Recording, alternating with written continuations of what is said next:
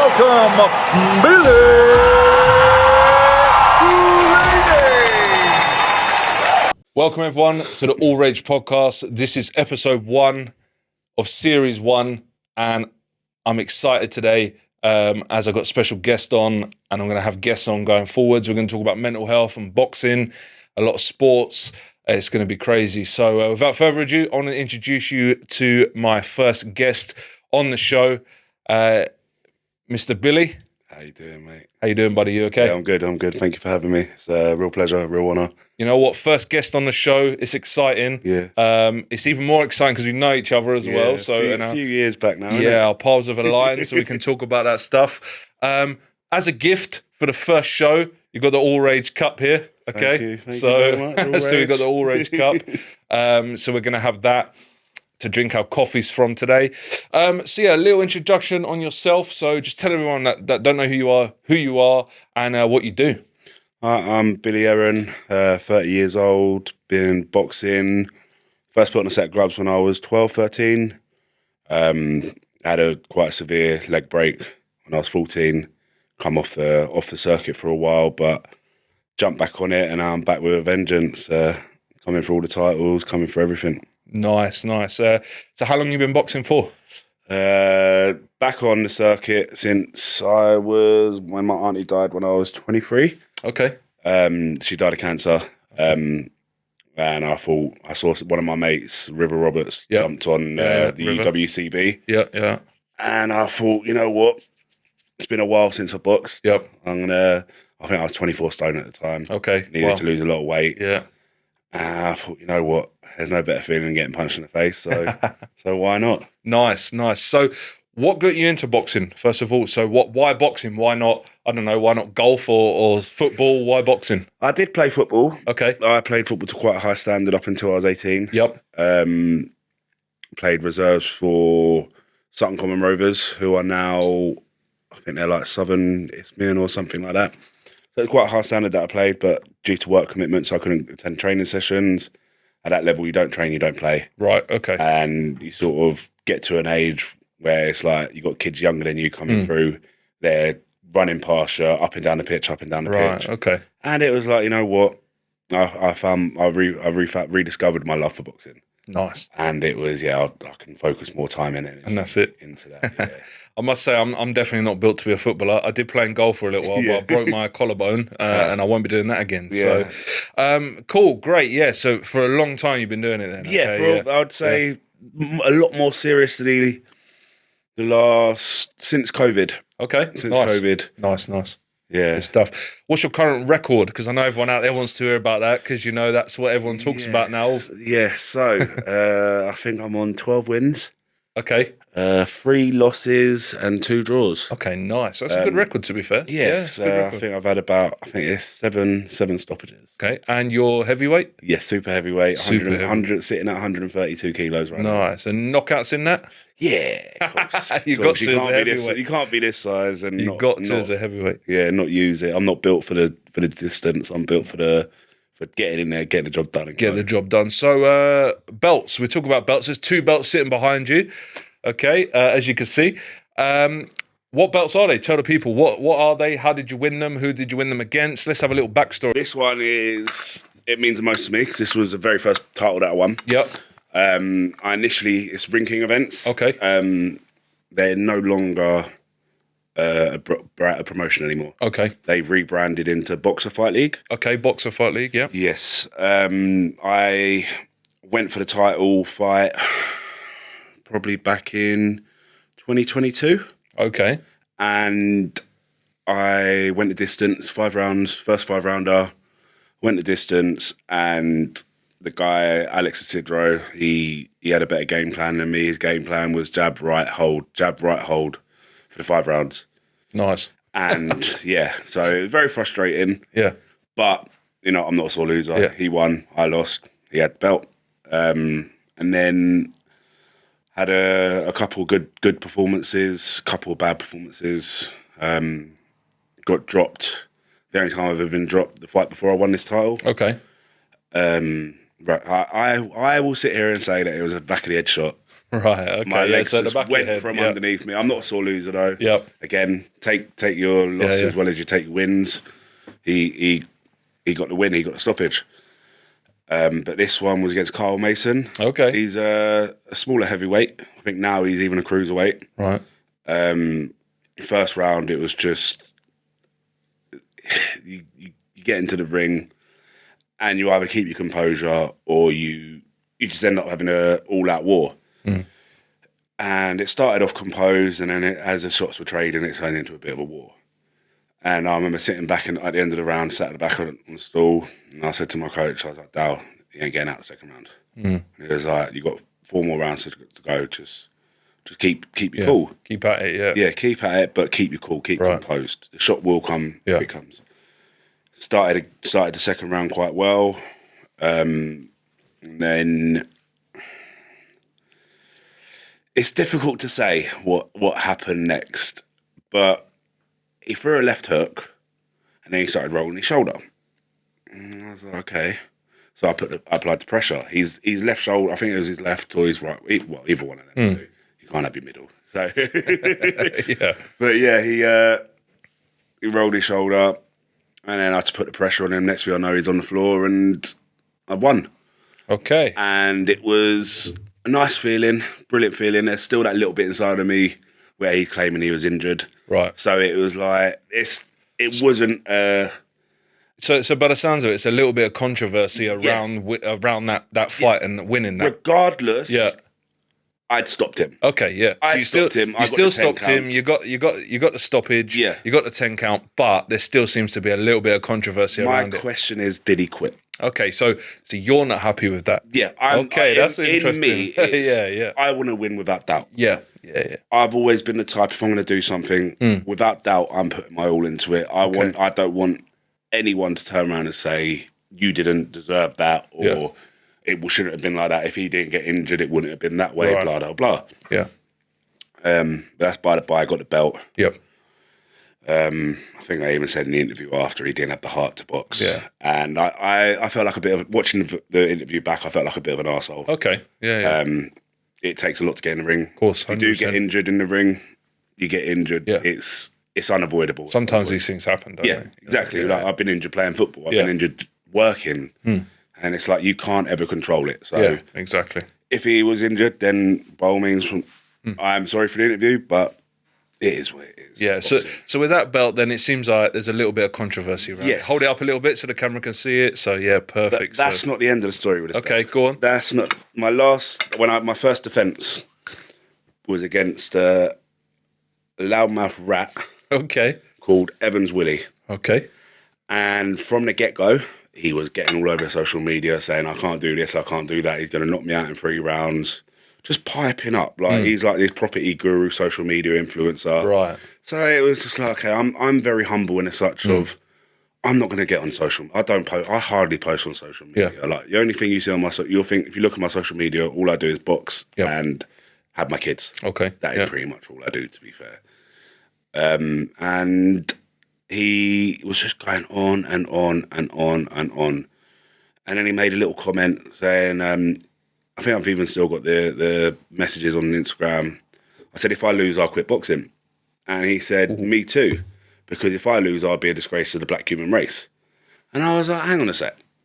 If I said that, if the shoe was on the other foot, I'd be classed as racist. Yeah, it's a big statement to make. Yeah. I mean, I had people saying, there was this, I can't remember who it was that said it. There's a famous boxer that lost to Kawasaki, but he said if he loses... Yeah. Hopkins? Hopkins. Hopkins. I was watching that the other day, actually. Yeah, he was saying, I'd never lose to a white boy. Yeah. Funny you said that. I was watching it. I was having that discussion with someone the other day, and I actually said to them, "That's a dangerous comment." And if it was the other way around, how it could be perceived. Would have been of course, deemed as racist. He probably would have been stripped of his title. The comment's not good from either way of being said. So yeah, but it just added more fuel to the fire. I had the best training camp I ever had. Okay, that's really good. And it really pushed me to, if I wasn't boxing, I was in the gym. I was just starting a new job. I was going straight from training to the gym. Right. I pretty much lived in the gym. Wow. And it really, really pushed me. Yeah. Got to fight night, And we on the fight night, you do like a live weigh, in the mornings you'll do your weigh in your face off. Yeah. And he looked at me and goes, "Oh, you're a bit bigger than I thought." And I was like, "Yeah, remember everything you were talking about? Yeah, remember all that shit, talk is cheap, all then, that isn't shit. it? I think that's what I commented on the thing. I was like, talk is cheap." Yeah. And he just kept going on and on and on and on. And he started calling me a waste man, suck your mum and all that bollocks. And I was just like, you know what, like, it is what it is. It's almost time to go. Yeah. Almost time to go. You're in the zone at that point. Yeah. You're ready. Yeah, and to be fair to him, he had 2 fights, 2 stoppages, first round stoppages. So I could understand the confidence. But the caliber of opponents that he faced previously, Right. I don't want to sound big-headed, but I haven't trained all these years to be a little pushover. And just for perspective, what fight number was you on when this was happening? We was main event. Okay, so I mean, as in your career, though. I think this was what, 4 fights ago? Okay, so four fights ago. What, he would have taken me to 10, 11. Okay, yeah, so 10, and then your main event as well. Yeah, he'd never Putting been a picture main in my event. head, yeah. I'd been main event a few times. Okay. Had a few title fights. So I got to a stage where I'm used to being top of the bill. I'm used to the getting to the venue at 9, waiting till 9 p.m. to even do your ring walk. I was going to say the pressure of that. Like I've been on the other end of that from my last fight. I was main event. I was at the end, and it takes those that don't know and have never done it. It takes that resilience to be able to keep going throughout the night whilst all the other fights are happening, and for you to keep in your routine, doesn't it? If you ask any of my team, any of my pals, they always say, "How are you so calm on fight night?" Yeah. And it's like, this is what I train for. Like, I'm in the zone. You train hard. I'm there laughing, like walking around Tesco's, like, "Oh, what can I eat? What can I eat? Oh, I shouldn't eat that, but you know what? I'm a heavyweight.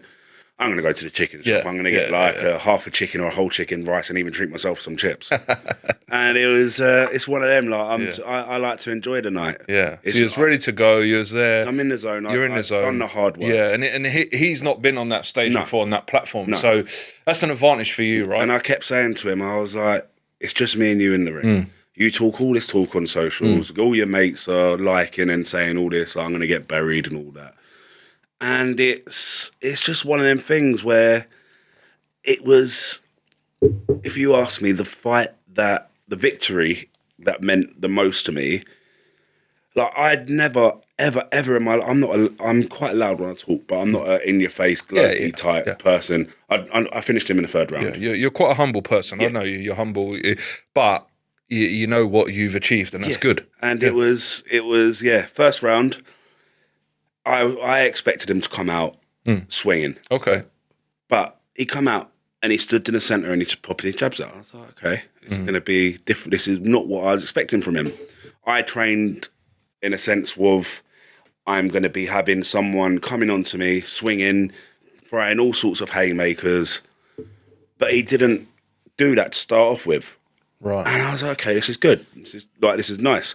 Because I was still able to work my jab. Yeah. So now we're boxing. Yeah. We're boxing. It's a fight. Yeah. It's now we're boxing. It's turned out to be a better fight than what it could have done. Nice, yeah. And it was like, okay, like, this is nice. I'm feeling myself into it. Jab. First round, I don't think I threw anything but a jab. Okay. And every jab I landed, when you land on a jab, you can see someone sweat. Fly off their body. It was brilliant. Yeah. And literally, the end of the first round, I threw that jab, the bell rang just as I connected. Ooh. And the sweat went flying. I still remember it in my head. It was cleanest jab, and he looked at me like, "What? You got me there." Yeah. And it was only a jab, and I was like, "Got ya." Second round, he come out, and I was still pumping the jab, working the body. My corner said to me, "The right uppercut's there," because he's got quite a low guard. Well, no, he was quite high. He was like the old European style guard, where he's like walking in like that. Yeah. In my mind, I still didn't want to get caught by this right, because he's dropped people with it before. Okay, yeah, so it's powerful. I'm trying to play to my strengths, take his strengths away from him.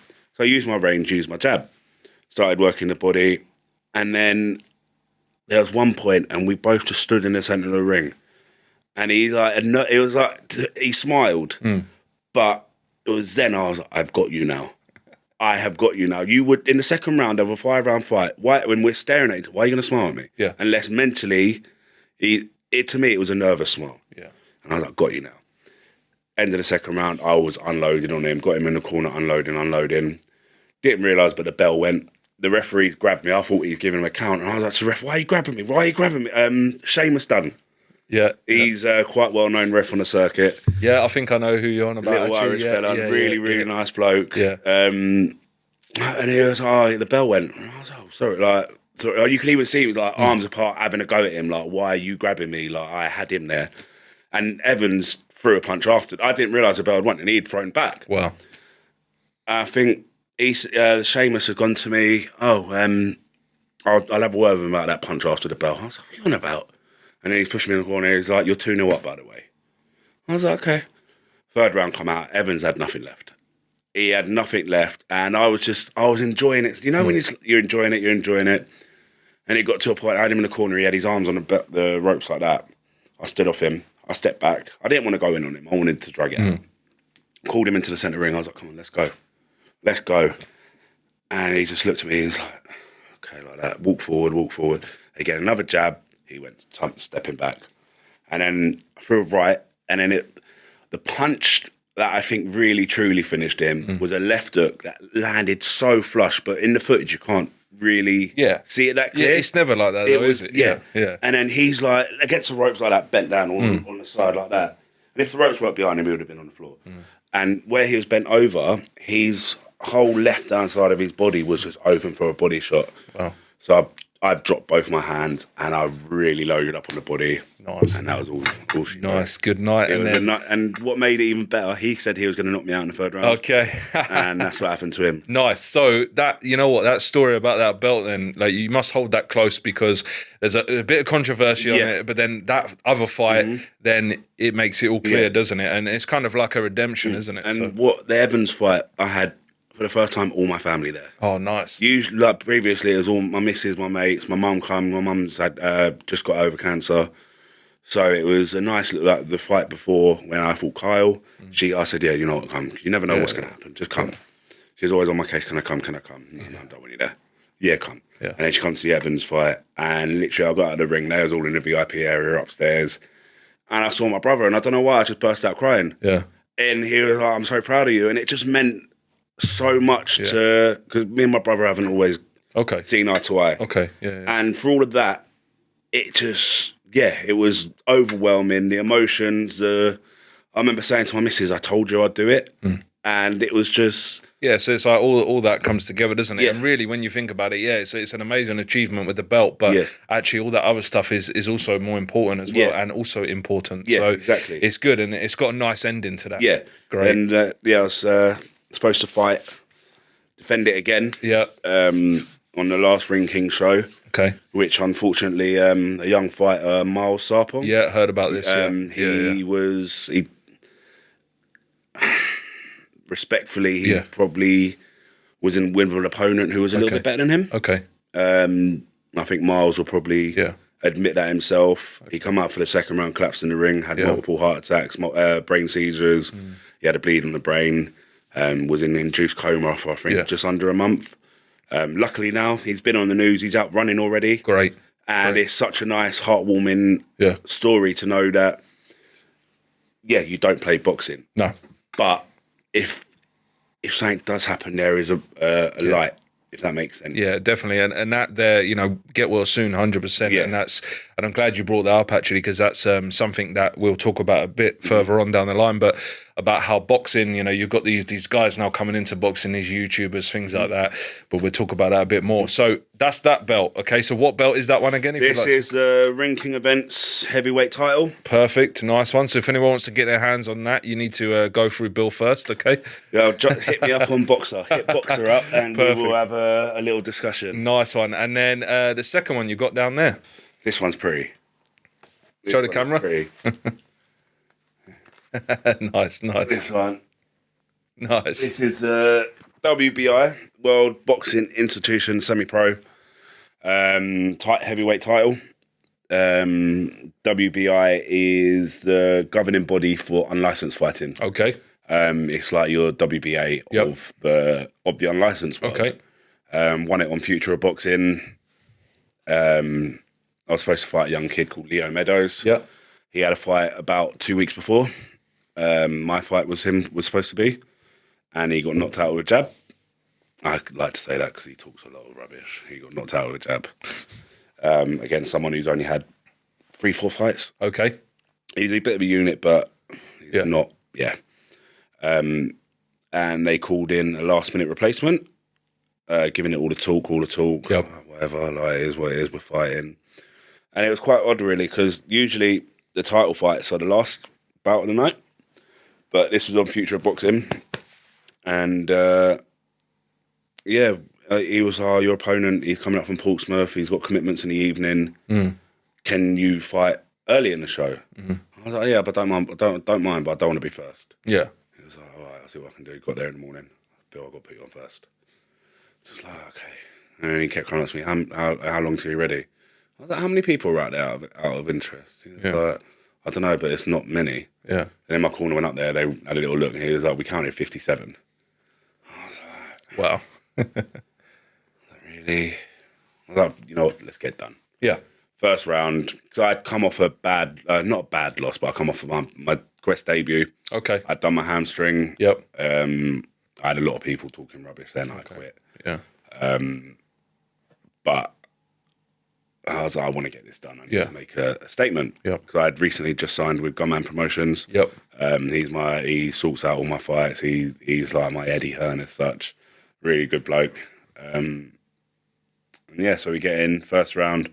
I'm just levering him with everything that I've got. The right to the body was landing every single time. And you know when you punch someone, you know when you've landed clean. Yeah. And it was just landing clean every time. Nice. I had a chat with Gunman after, and he was like, it was like when you play Street Fighter. I was just button bashing that right hook, like that right to the body, but it's landing every time. First round, I don't know how he got through it, but he got through it. You can hear the rights in the, like, you know when you're watching boxing, you can hear the thud. Yeah. All the rights were landing, you could hear it. It was like thunder, and I was like, Nice. that's going to be the shot that does it. Second round come out, my corner was like to me, the shot's there, but stop rushing it. Right. He's like, where I'm trying to force it, it's not going to happen. And I leave myself open to be countered. Yeah. All right. Second round come out, just start boxing a bit more. And then he landed a right, I think, and it clocked me right on the jaw. I was like, that fucking hurt. I was like, right, it's time to click on. He's gone for a right, overhand right. I've somehow, footwork's not really my cup of tea. Like, I'm a big guy. Bit like me. Yeah. I mean, they would. You'd think people. Bit like me. Yes, 100%. Like, we're not made for the dainty side, but I've somehow managed to slip and pivot and swing all the way, rotate all the way around. Caught him with a left hook on the way through, counter left hook. Nice. And he's gone tumbling. If the ropes weren't there, I don't know where he would have ended up. This was in Kingston. He probably would have ended up in Wimbledon. And it was, so as soon as he come, like, the referee was like, okay. Yeah. And then he pushed me away. I was like, why are you pushing me? He's like, he nearly fell out the ring. And I was like, but it's boxing. He's still standing. Yeah. Anyway, he comes forward, jab right to the body. He folded like a lawn chair. Nice. And you could sort of see like a dent in his ribs. Yeah. It was I don't like hurting people, but that's the aim of the game in boxing. Broken rib? Yeah, or two? Yeah, or 4. Nice. So good story. Big hands. Yeah, 100%. Good story about that belt, definitely, and it's a bit like justice, really, isn't it? Like you say, like you got the justice there. Just deserves. Yeah, so pop that up again so we can see that up there. So yeah, nice, perfect. I spoke a bit about it earlier. What do you enjoy about boxing the most? Getting punched in the face. Okay. Punch in the face. Getting punched in the face. Not me punching people. Punch me in the face. Like, before every fight, I always say, whoever my mates are, ask them. I hope I come out of this fight with a broken nose. Okay. Don't know why. I don't know why it isn't. It's like I'm sadistic in as such where I want that. I want that to. But then I know what I'm truly made of. Okay. Yeah. If you get your nose broken, you're in a ring. It's hard enough to breathe in a fight as it is. But if I can get through a fight with a broken nose and still come out on top, to me, I've proven myself to myself. So it's like a challenge. Yeah, it's a challenge of it. The adrenaline rush of getting punched in the face. You can't beat it. Nice. Yeah, it is. It's a mad feeling for those that haven't boxed before, even been hit in the face properly. It is crazy. I mean, don't get me wrong; it's not the most comfortable. No, but it's like there's a little switch. In there. It's like, all right. Does it make you feel? It makes you a little bit angry, doesn't it? Yeah. Well, not so much angry. It's like it's a weird enjoyment. Yeah. Yeah. It's a weird enjoyment. Yeah. So you get hit and then you're like, I need to get that one person back. I need to give him it's another one go back. time. It's go time. Yeah, Punch me first. I always say, I'll let them have the first punch. Yeah. I'll let them have the first punch because it really makes me. It's like Carl Froch. He was always most dangerous when he was hurt. Yeah, 100%. And I feel like that's the dog inside of me as well. Yeah, and it kind of puts you on there as in I'm now in the fight now. Fight or flight. Yeah, 100%. 100%. So we spoke a little bit earlier on about how you got into boxing, and as you know, this whole show and the podcast is all about mental health. And the reason we're going to have guests on is talk about mental health and about how that. So regarding the mental health side of things, so does boxing help you with that, like with any of the mental health? 100%, 150%. COVID was obviously a very dark time for a lot of people. A lot of people being isolated from families and stuff like that. But beginning of COVID, I didn't really have anyone. I had my son, but I wasn't with his mum. I didn't really have anyone, and boxing was my social life, my out of work life. Right. Everyone was off work, so it was like, okay, I can't go work, I can't go to the gym, and it just gets you into a deep pit. Ended up smoking a lot of weed, drinking, which I never drink, doing all sorts. It was quite, beginning of COVID was quite a dark time. Then I met my current partner, Jodie. She's she's real driving force behind everything. Got 2 more kids now. Yeah.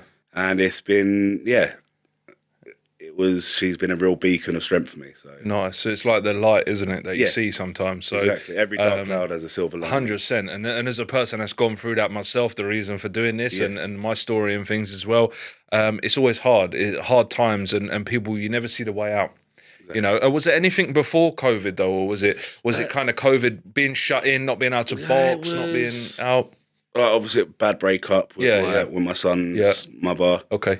Not being able to see him for a while, being homeless for a while. Wow. So it was a long slog. It was probably arguably the worst time of my life, like not being able to see my kids, not being able to go anywhere, not being able to do anything. And it was just like there felt like there was no escaping that horrible feeling in your stomach. Like you'd wake up, horrible feeling in your stomach, constantly all day, just anxious, anxiety. The only bit of relief there, I got boxing tonight. Yeah, so it's a bit like a Groundhog Day, isn't it? So a bit like a Groundhog Day where it's just repetitive. I know for COVID it was hard for me as well. Yeah. And kind of when you was drinking and smoking a lot of weed and that, was you doing it excessively? Was it quite a lot? Every day. Yeah, every day. I think I went for about probably before I met Jode. Probably about up to a month of every day. Wow. Smoking a lot of weed, doing I don't drink. Yeah. I'm not a drinker. Like if you, it's like me. Yeah. I will have one drink after my fight. But I grew up with an alcoholic stepdad, so it always I'm not going to drink. And I sort of lived to that. And it was just excessive. It was even now I just think why, like why did I feel the need to do that? But then obviously with drink come other things. Yeah, of course. And it was, it wouldn't just stop at the drinks. And it just, I remember sitting there thinking, I can't do this. Yeah. Like, it was like a reality check. Like, I can't physically carry on like this. Luckily, I was with Jode. And she was like, you need to... She helped you out with it. Yeah, she really helped me. Nice. A few ultimatums along the line. Yeah. But... sometimes you need that, yeah, 100%. It's either get your shit together or I'm going. Yeah. She's 6 years older than me. So, okay, yeah. So she's got her head screwed on. Yeah. So I can't sit here and say I'm not guilty of the excessiveness. Yeah, but these things happen. Like I've been through it as well, and at the time you can't blame yourself for it. It's something that's in our brains, and you didn't have the boxing, Yeah. You know, so there was no outlet for you, was there? So, Exactly. And I'm glad that you found that light, and I'm glad you got your partner. Yeah. And same as me, I've got my little one now. Yeah, You know, it's and we wicked, spoke isn't it? about that before. It's And wicked. yeah, it's crazy. And you know, and the kids and that, they must have been, you know, they must have been your driving force to get 100%. yourself back better again. 100%. I think where I wasn't seeing Harrison, it was like I felt like I had nothing to, like, shit. My ex would say some awful things. Really knowing, because he was only 3. Okay. Or 3 or 4, really knowing that it would hurt me. Right. And I feel like she was trying to get some form of reaction out. Yeah, 100%. Yeah. And I'm not going to rise to that. I'm not the person to rise and be aggressive and stuff like that. So it's, there was no, I felt like there was no way out of that dark pit. Yeah. And it's just continuous, isn't it? Like you say, just continuous, and then it keeps going and going, and then you need to find your way out, you know. On the subject of drink, you know, it's what, how do you feel towards alcohol now? Because I don't drink now. So those out there that know me know that I don't touch alcohol anymore. Yeah. So I haven't actually touched alcohol, I don't think, for about 2.5, maybe 3 years now or more. And that was from my own personal things. Yeah. But how does that make you feel now on the alcohol side of things? I'm not against it. It's the same. It's like, if you want to have a drink, have a drink. Yeah. I'd be lying and say that I don't touch it. Yeah. I mean, New Year's Eve I had a couple of drinks. Yep. But I've always said, like, I'd rather not. Yeah. Like, I'm happy with a can of Coke or something, or a coffee or a Red Bull. Yeah, there's a difference, I think, and you touched on it there. The difference is having a drink on an occasion like New Year's, Christmas, and then have it, and then celebratory. That's it, and then having a drink excessively every day, every night, you know, without excuse for that, you know. And do you think when you go places and you order a soft drink, people look at you a different way? I always say I'm driving, or I'll say to my missus, "I'll drive you, have a drink." Yeah, I'm quite happy with the. Yeah, so I'm a bitch when it comes to a hangover. Yeah. I can't handle it. As we get older, it's more of a struggle. And you've got to remember as well, like with fighting as well, you know, being drunk. One thing I hated about it was not being in control of myself. So when I used to study it, and I study it quite a lot and analyse it now, and I look at drunk people and I think, you're your real self, but you're not in control of what you're doing, because they say your alcohol. inhibitions are gone. That's it. They say alcohol brings it out, doesn't it? But you can't control yourself. So when you see people fighting and they're drunk, it's hilarious because they're swinging and doing all so sorts. dangerous. Of course it is. I come from the prison officer background. Yep. The amount of people that are in there from drunken disorderly fighting, they punch someone. Like, if they said, if I didn't have that drink, I would never have reacted. Yeah. They punch someone. The person they punched hit their head on the ground and they died. You're looking at a murder charge. Yeah. And it's just like it's so dangerous. Like I can't stand. That's one of the reasons why I don't really like going out. Okay. Like, you probably get it yourself. Yeah, With big guys. Yep. Like, you always get someone, oh, you're a big guy, let's have you. And it's like, I'm chill. Like, just clear, like, just go. Like, just. They always want to pick on the big guy. Exactly. And it's always the little fella. Mm-hmm. It's always the little one who wants to pick on the big guy. And it normally ends quite bad for them. Yeah, exactly. So I just keep myself out of that sort of. The only time I ever go out now is if Jode's there. Jode sort of steers me clear when there's a bit of aggro. Right, we're going. That's the best thing to do. At the moment in time, I'm seething. It's just like, how dare they? Yeah. But I'm glad. Yeah, and again, being a fighter and being active, you've got to keep yourself safe with that, and you also got to keep that professionalism about you as well. Exactly. You know, so what does the future look like? What are you looking at going forwards? 3 fights already in line. Okay, nice. 3 fights. Where are they? First one is February the 15th at the Copthorne. Okay, Copthorne Hotel, is that? Yes, nice. Where I made my boxing debut. Nice. Against a very game opponent, Luke Andrews. Okay. He's based down in Brighton, Stingrays. Yep. Regional heavyweight eliminator. Oh, okay. So winner gets to progress to either fight Yao Ajari or Liam Slade. Okay. Liam Slade is the one that I lost to on my Quest debut when my hamstring went. So I've got that drive that it's. You want that back need again. Revenge. I need revenge. And yeah. Okay. That's the Quest one. I'm looking forward to that one. That's next month. Yep. And then defending. Yep. This one. Yep. The WBI on Future Boxing. Nice. Against Leo Meadows. That fight's been rearranged. Yep. And he's just been talking again, talking. Done an interview with Louis the reporter. Okay, yeah, cool. I didn't see the interview myself, but apparently he was talking all this, and it's just like, I saw the interview, like he was talking you down. I was like, but it's expected. Like, I got the title. But the biggest one out of them all, boxer, national title, against Alex Stockley. Nice. When's that? March 29th. Ooh, that's a big March the 1st, March the 29th. So March the 29th, people, is the one that you want to get That's out and the one see you and wanna- get involved in, because that's the one you want to get. Yeah. Yeah. And that's for a belt, yeah? Yeah, that's for the national title. Nice. So that'd be 3 belts in the bag? Yes. Yeah, nice. But again, can't take. Got to give him his. Got to give him his flowers. Alex Stockley, brilliant fighter. Quite a short heavyweight. Okay. But he is built like a brick shit house. Yep. Was an ABA middleweight champion, I believe. Yep. So he's got the movement of a middleweight. Nice. But the size of a heavyweight. Okay. Again, I respect any opponent that I get in the ring with, because it's boxing. Again, you never know what's going to happen. Yeah, definitely. But after, let's have a beer, see who comes out on top. Like, That's it, and hopefully you shake get hands that and- one, get the belt, and exactly. and that's the thing. And I think with boxing, it's that sportsmanship after. Mm-hmm. You know, you see it with professionals. You know, you see it in amateurs as well. It's drilled into you as an amateur, isn't it? That you be respectful. You soon go as over the to your bell's done, you're opponent. done. Yeah, shake hands. That's it. You know, I do think a lot more people these days out there, a lot more of the youngsters should have a tear up.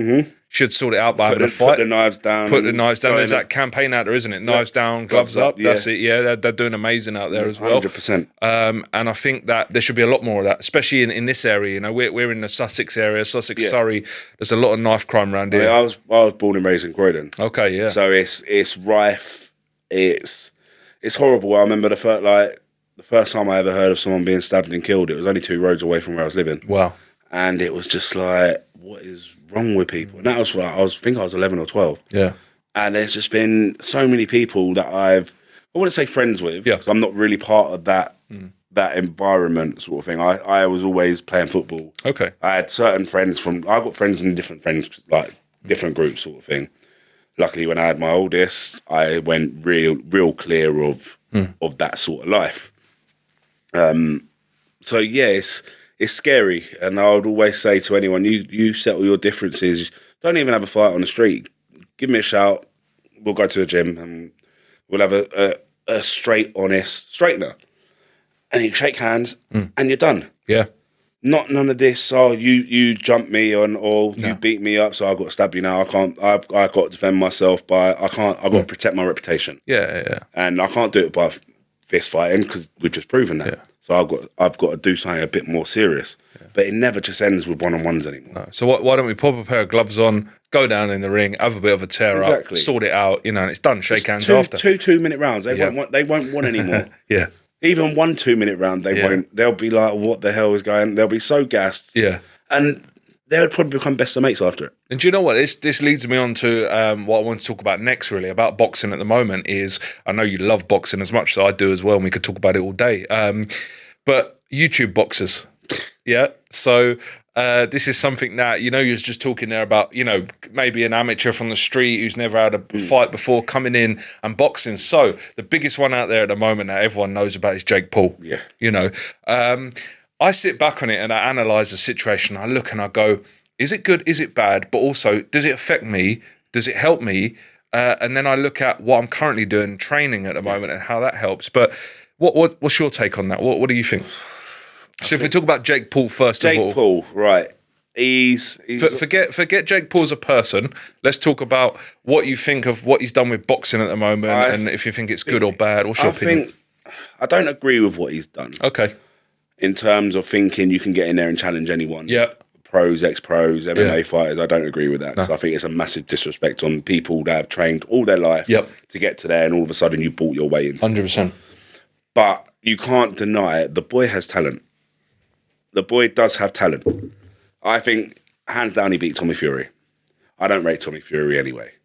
But I think that was probably where it was one of his first big fights. It was, we got to give it to the boxer, because Tommy Fury's an active boxer. Yeah. Even though he's jumping down to misfits. And the Fury family and that thing behind it. John Fury, Tyson Fury. Like they was talking, you'd be disowned if you lose, sort of thing. So I think politics, politics does have a lot to do with boxing anyway. Yeah. It's a massive, massive thing involved with boxing. But I think even more so with when you come from a bloodline like the Furies when it comes to boxing. Because John Fury was he bare knuckle champion? Yeah, bare knuckle champion. So they're a fighting family. Yeah, you can't put it past them. They know how to fight. But then you look at, like you're saying, the dynamic of Jake Paul and even Logan Paul. Like when you look back at, forget all the Nickelodeon stuff and all that, and look at him now. He's growing up. He's a big lad. He's got talent. He can handle himself. You know what people forget is that Logan Paul has been doing wrestling. He's been doing wrestling for a very long time. So wrestling, you need upper body strength, as you can see the top. You know, the wrestling. We'll talk about that in a bit, but you know. You need the upper body strength. You need some sort of stamina for that. Yeah. So he's got talent, like you say. It takes a lot of hard work and dedication. Yeah. I mean, just looking at Jake Paul, you can tell he trains. Yeah. The difference between now, like his first fight, and the ability he has now, you can't deny him that. No. And to get in the ring and do 8 2-minute rounds, like I've done 5 2-minute rounds, and that's hard graft. I've done 3 3-minute rounds, that's hard graft. But 8 2-minute rounds or 10 2-minute rounds is hard going. And to be able to push and do that in front of so many people, you've got to have some form of dedication and talent to be able to do that. Yeah, and I think confidence as well is 100%. important, isn't it? I think you can't argue his confidence is always sky high. Yeah, he's got like 100% confidence. Like if there's a bar on Street Fighter, for his confidence is like... It's all the way there, yeah. What do you think, like, youngsters looking at it now, though, because you've probably seen it a lot more being an active fighter. I've seen it from a training level now, but a lot more youngsters are into boxing. Yeah. You know, people talk about MMA as the next sport. I personally can't get into it at the moment. I'm trying to. I'm trying to get into MMA. Agree. I don't agree with it, but to me, a fair fight is you knock someone down, you wait for them to get That's a fair fight. I understand that's what they train for. That's what they do. But I can't do it. I can't promote it. I can't. Yeah. So I think so on that, like, boxing's like the biggest thing now youngsters are getting into, and does that stem from these YouTube guys? KSI doing it? Definitely helps. Yeah. Like my little boy Harrison, he don't know much about boxing. Okay. He knows when Jake Paul's fighting. He knows when KSI's fighting. Yeah. Because he's glued to YouTube. Yeah. He loves all his gaming and stuff like that. So these are the guys that did it. You know, KSI's the first to do it. You know, and again, then the Pauls were doing it. Exactly. And you've got so many people out there that were doing it, and that's the thing. They bring a whole different demographic to boxing and a whole different bunch of people, and all the youngsters know. You know, I think it's good because it's getting them into it younger. Yeah, of course. I think from a young age, before all this influencer stuff, it was mainly your parents that sort of got you into it. Yeah. Myself, it was my schoolmates that got me into it. But if he sort of, all my mates, they only done it because their dads was boxers and they got him into the gym and stuff like that. So I think it's good because it people see it and think, oh, I want to give that a go. Like, they come to you, can I try this? Can I try that? Of course, do it. Like, that's brilliant. Like, but I think it's been good to bring in the younger generation, but again, I think it's still quite massive. Not massive, but there's a gap, isn't there? Yeah, there's quite a big grey area. Yeah. Because and I think where you're getting at with that is, and I think you're on the same wavelength as what I'm thinking, is that you're looking at Canelo, right? And someone like Jake Paul fighting Canelo. And these youngsters are going, okay, I tell you what, I can get in the ring, I can fight a Canelo, I can fight, for example, an amateur with no experience getting in the ring with yourself, okay, is going to be a problem because, again, though, they're not going to last the same amount of time, right? Even on the levels that we're at and we're boxing at. But like professionals here, you know, youngsters, it's setting them up to fail a little bit. Yeah. But on the other side, giving them a false sense of confidence. Yeah. I agree with it's opening more doors. Yeah. But is it the right doors? Yeah, and I think the main thing you touched on was that someone like yourself has worked all these years to get to where you need to, and even those out there have worked all these years. The Carl Froches, the Amir Khans, the Eubanks, the Anthony Joshuas, the Mayweathers, even Mike Tyson, you know, baddest man of them all, have worked as hard as they can to get where they are. And Jake Paul's come along with a bit of money and jumped in, bought himself into it. And this is the world we live in at the moment. But get him into a ring with an active fighter. Yeah, a full active young fighter. Who, you know, or even a Canelo, or even a Usyk. They're talking about Usyk now. What category is Jake Paul? I don't think he's quite heavyweight. He went into heavyweight, though, to fight. Tyson was the last fight, I think. Okay, put it this way. how would he fare against Dubois? Or you got to look at it. He's not gonna even Derek Chisora. Like against Chisora, who comes forward. Dylan White, it's good night for him. Yeah. And it's just like, I think until he really pushes himself against an opponent like that, he can't be given the respect that or hype that he's demanding. Yeah. I mean, I know the older brother done Floyd Mayweather. Yeah. Floyd Mayweather, brilliant, unbelievable. Yeah. You can't go 50-0 for no reason. Yeah. One, it was a weight mismatch. Yeah.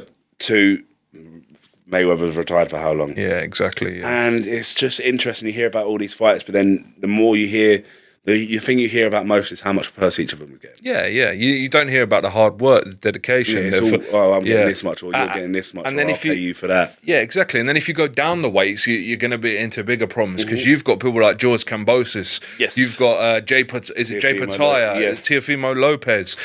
These guys are, I think he's retiring now, but even Lomachenko. Yes. Like, these guys here are serious guys, and Usyk can just go where he wants, he goes, so you've got a problem with Usyk, thinking of cruiserweight now, isn't he? Yeah, so on that side of things, when you look at the pools, it is good, but also you got to look at that as well. It depends on what side the coin lands. Definitely, 100%. Yeah. So on the back of that, who's your favourite boxer at the moment? Who's your current boxer? Dubois. Okay. What I like heavyweight. Yeah. I like the way he fights. He's destructive. I think he got massively robbed against Usyk.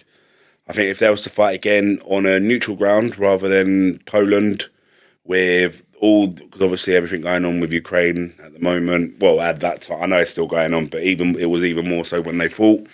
The referee was dancing and singing when Usyk won with all his team. I think that was a lot of politics, and I do feel like Dubois was robbed. I remember following him from amateurs. Okay, he will be the next big thing. He's got Joe Parker, isn't he? Yes. I was just watching that today, actually. Was it a low blow or yes? No, no, it wasn't. No, he got robbed. No, it wasn't. Yeah, he got robbed. He got I mean, they say below the belt line. Look where Fury wears his shorts. Yeah. Look where Tyson wears his shorts. Look, there's got to be, instead of the belt line, it's got to be a part on the anatomy. If you're going to say the belt line, all shorts must be worn up to a certain height. Yeah, there's got to be a regulation on it, yeah? I agree, yeah. On that side then, Joe Parker, he's fighting him Can't coming deny up. him, he is a bit of a beast, You know what, there's a friend of mine actually, Callum Johnson, who, big shout out to Callum, who's doing a documentary actually about boxers and different boxers out there. And he's just done an interview with Joe Parker, and he's got him on there. And that guy's an animal. Like he's an animal. He trains with in and out, week in, week out with Fury. Yeah. Again, he's like a Jai Opataya. He took over Australia, took over all that part of the world, Australasia or whatever. I can't remember what the continent's called. Yeah. But he become the best of the best there. Yeah. To be the best of the best in Australia's ginormous. Yeah. It takes 7 hours to fly from one coast to the other coast. It's a mad place. That's like bigger than Europe. Yeah. So you've got to have that same. Yeah, you have to. I think they have a bit of Samoan heritage behind them as well. 100%. Same as The Rock, as you can see, Dwayne Johnson. Yeah. They got that Maori in them. Yeah, 100%. Yeah, and my favourite at the moment is Jay Pataya, if I'm saying his name correctly. I've been watching him and I've been following him, and the guy, he just looks like a killer. Like he was in his last fight. He, was saying well done to the guy, and he was just looking at him like he wanted to kill him. Mm-hmm. He's got that, as you said, he's got that. I think every boxer's got to have that killer instinct. Yeah, 100%. If you don't have that instinct in you, then, without sounding harsh, it's not the game for you. No, it's in some aspects, kill or be killed. Yeah, you've got to want to get it done. Yeah. I haven't seen many of his fights. But I must say I'm very, very impressed with the way he handles. And I think if Usyk goes down, he's in for a whole world of trouble. Yeah, people are talking about that. And I don't know what my thoughts on that are. I think maybe not yet, but Usyk's at his A game right now. But you have to think that Jay Pataya's doing stuff that people aren't doing at the moment. And he's knocking people out. Exactly. It's not very up. What Okoli was the last cruiserweight you saw. True. With that sort of power. Yeah. Bellew, David Hay, they've all gone up to heavyweight. Yeah. I don't think Jai Opetaia has got it in him, size-wise, to push up to heavyweight. I know there's talks of Usyk going down to cruiserweight, but if you ask me, what's the point? Yeah, he's won everything, hasn't he? You've done everything at cruiserweight. Yep. You've done everything at heavyweight. What else is there left to prove? Yeah, it's I true. think the only option, like if it was me, clear up any doubts, go with Dubois again. Yeah, clear that. I think they're talking about that next, actually. But I think that's a bit silly of Dubois to get in the ring with Usyk after it's coming for revenge. It's like, deal with Parker first. Yeah. But I think he will. Yeah. If you see the way Joe Joyce destructed Joe Parker, Yeah. I think Joe Joyce is a massive overrated fighter. He's robotic, he's stiff, he throws his punches from his hips. It was only a matter of time until he got... Yeah. Until for me, he's not, I can't take away from him. He's a professional boxer. Yeah. He's worked harder than what I have in it. But, for me, he's not my cup of tea, as they say, Even Dubois a little bit. I'm a little bit still, he might not have the talk, he might not have that, but that's just the way he is and hits to the head and things. I don't know if he's just a bit humble or... He's a beast, though. He is a beast. He is a beast. I know a few people that spar him. Okay. And... He's an animal. He sends home 9 out of 10 sparring partners. Nice. And usually sparring, you don't load up, you don't do that. But he trains every fight. Yeah. Every fight is a world title fight. Wow. And you saw the way he demolished AJ. Yeah, I was going to say that AJ knockout. I remember I was watching that and I was stunned. Yeah. I couldn't believe it, And talking on that, then what's for AJ? What's the future? They've just announced, or Fury's just announced that he's retired again for the 50th time. Yeah, so there's probably going to be a fight. He's going to come out of retirement. Yeah. They're going to have a fight, but then I don't know if you noticed. Have you seen the video of Fury? Yeah. He looked really emotional and really quite set back in. Do you know what though? I think from that last fight, I think he did. I think personally it was close call. I think it was out. I think Usyk probably did win. Yeah. Usyk won. Usyk by won. not that much of a gap. No, but Fury knew what he had to do in that fight. Pushed himself. He wasn't going to get a result. Didn't get a result. He would have had to stop him. Yeah, but he knows where he's got to go to now to fight him for a third time in a trilogy. And it's a little bit like, really, if we had that now, you've been beaten twice, do we need a trilogy? What's the point? Yeah, you're never gonna. Let's move on. But you're never going to fight for a fifth time and win 3-2, are you? Exactly, yeah, exactly. And the only person we can fight next now, or he can fight next now, let's look at is AJ. Yeah. Is that really what the public want? Is AJ and him? It's best of the British fighting each other. But is it the best of the British? Yeah, that's true. I think I loved AJ when he was a few years ago. I like AJ when he's Klitschko. AJ it was a different kettle. Yeah. Take him back to Robert McCracken days. Yeah. He was something different then. Yeah. I mean, I know he's working with Ben Davison now, probably one of the best coaches in world boxing. Best coach in Britain, I'd say. Got a good team around him. But I don't know, I think people worked out he's got a bit of a glass jaw. Okay. Another Amir Khan. Yeah. That's on the side of Canelo, what do you think about Canelo? Oh, he's tasty. Okay, he's tasty. Tasty. Canelo's someone as well who's been probably one of my favourite fighters for a long done it time. for such a long period of time. Yeah. Do you know what? In Mexico, he's like a king. Yeah. He's like the god in Mexico, Like, I've been to a lot of South American countries and I travel around and Canelo's the man. Yeah. Canelo's the man, I mean, you can't deny. I think if you put Canelo at his peak against Mayweather when they fought, Canelo would have won. Yeah. Because he was, 18, 19? He was coming up, wasn't he? He was only, 18, 19 when they fought. I watched that back the other day, actually, and I thought about that, and I thought, if you put Canelo now, or a couple of years ago, because not so much now, but a couple of years back, and you put Mayweather there, a couple of years ago now, you would have had a real good fight. It would have been a bit. I think Mayweather wouldn't have had the 0. No, you see what Canelo did to Billy Joe Saunders' eye? That was just...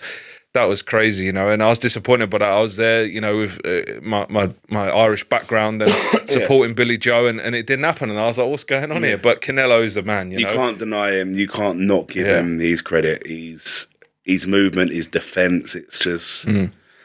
he's so slick. Yeah, it's just that. It's that Mexican. The other ones as well is Frank Sanchez is a Cuban boxer. Yeah, so big shout to Frank actually, because I speak to Frank Sanchez on Instagram. Oh, do you? Yeah, because I've been out to Cuba. Frank? Yeah, Frank. All right, Let's get some heavyweight sparring if you need one. Okay. So I actually speak to Frank Sanchez on Instagram, and I've spoke to him a couple of times, and I've got some close friends in Cuba where I've been there quite a few times now who know him. Cuban boxing, next level. Ortiz as well. You know, another good It's their fight. footwork, isn't it? Yes, Their footwork. Even the heavyweights they're moving like featherweights. Yeah. It's what like they do. It's a training they do. Yeah, it's all footwork. Everything footwork. Yeah. And it's like they bring the dance out in boxing. There's a guy actually on Instagram, and I'll send it to you later, but there's a guy who does a boxing camp out in Cuba, and I'll get you on it. Like, I'll speak to him about it, and if you're up for it, we could go out there and do it. That'd be really good. And yeah, he does an actual boxing camp out there at the Olympic boxing gym, and he teaches you, he's a pad man, teaches you about boxing and things like that. So down the lines now about what I was just saying about teaching and stuff like that, I've gone in obviously to the training side of it, as you know. We've had a little conversation about that, but what do you think on that side of things for yourself, like in the future going forwards? It would obviously be nice. I mean, I'm 30 now. Yeah. I want to stay in the game. I think I've probably only got a few years left before I start thinking, right, am I getting too old for this now? Yeah. I think you've got to be realistic with your age. Heavyweights can go on a bit longer because you'll always have the weight, you'll always have the power. It's like riding a bike, heavyweight boxing. You don't have to worry about the movement. You just got to keep yourself in good shape. I think I've had a massive change up of my training team recently. Okay.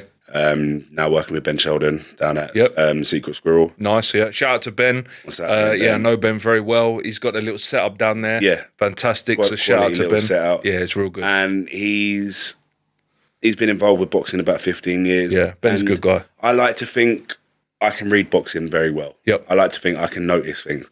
But I worked with him for one session and he's picked up on so much. And I want to be able to share that, what he's in one session with me, I want to bring that out in other people. Nice. And it would be nice. I mean, don't get me wrong, I've never tried to coach. I've never tried to do this. I've done a few corners here and there.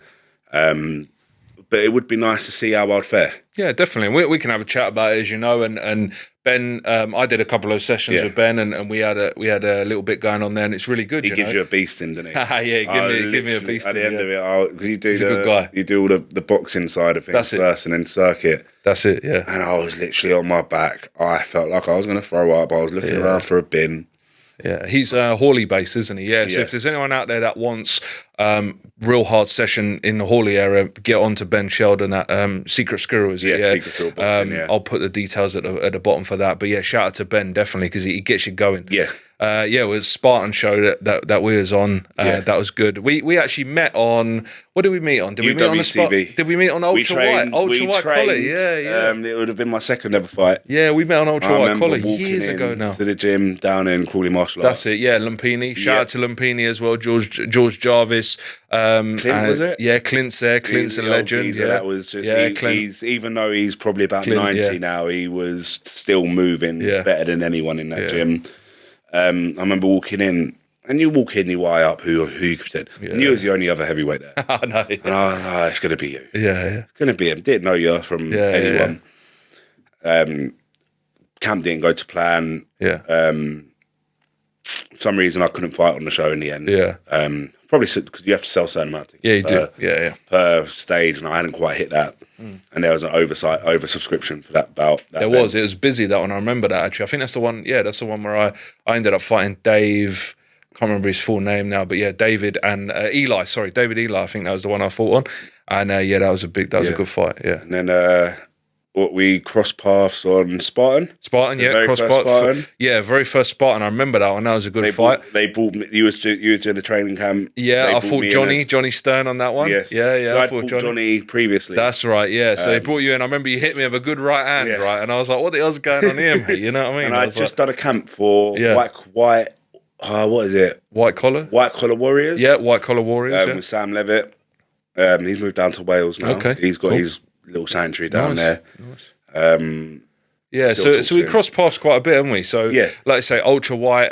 Shout out to the Ultra White guys because what they're doing there, they get people into the boxing. I know. 30 million they've raised for. Yeah, it's insane. It's not just cancer research now. It's it's what everyone is. You can choose your charity now. Yeah, that's good. Anyone that's thinking about doing it, jump on it. I can't push it enough. You get 2 training sessions a week. You get a bout at the end of it. You do 8 weeks worth of training. You know if you want to do it or not. Yeah, and if it wasn't for literally thinking I'm going to sign up to that, I probably wouldn't have ever got back into boxing. Yeah, and that's UWBC. Yeah. You can look that up online. I know David Smith really well. He's one of the guys that runs it. And John, and John Leonard, he's the actual owner of it. Okay. Very, very good guy, amazing guy. They've actually just launched a nutrition side of it now as well. Yeah, they do all sorts. They do a bingo, right? Yeah. We could go down to that one time. That'd be quite a laugh. They do fat men, 88. Yeah, that's it. Yeah, they do a bingo full house.